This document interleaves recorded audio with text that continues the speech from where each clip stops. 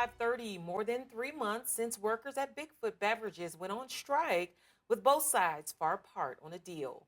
Good evening, and thanks for joining us for NBC 16 News at 5:30. I'm Gold And Meadows. I'm Alan Matthews. Today marks day 93 with no end in sight for the Bigfoot versus Teamsters strike. And as Bigfoot Beverages now confirms it no longer acknowledges Teamsters as its employees' union, that's following an employee vote, union members say that vote was illegal.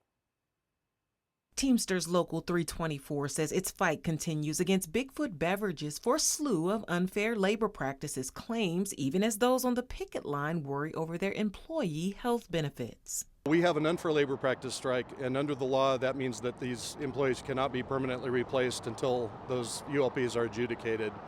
What the company has done is they're claiming that these are permanent replacements, and they're claiming that they voted the folks inside there whether or not they wanted to be in the union when the folks that are out here on the picket line didn't get an opportunity to vote. And so what they did was illegal, and we have filed charges against them in court for that. Muse says the strike fund at the International Brotherhood of Teamsters is well funded and continues to pay picketers.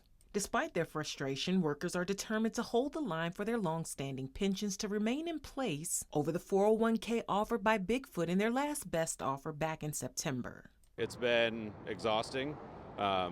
We're putting a lot into it, a lot of effort, a lot of dedication, staying strong out here. You know, seeing coworkers that have crossed the line going back to work while we stand out here and fight for our cause with trying to get our pensions back and keep the union with the company. It's been a huge emotional toll. Lots of stress to try to, make this a win at the end.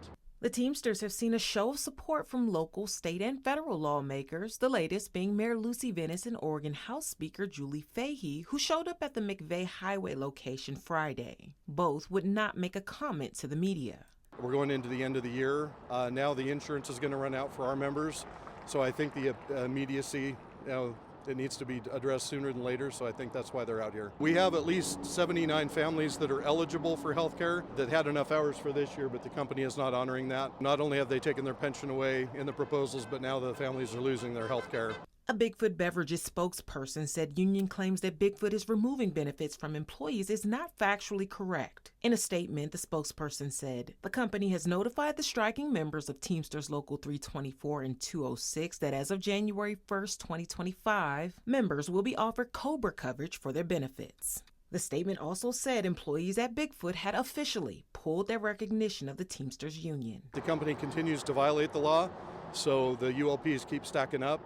And in the meantime, these guys are out here fighting for their lives, and they're going to be out here as long as it takes. The union now waits for the National Labor Relations Board to address at least 8 ULP filings against Bigfoot, which could take months.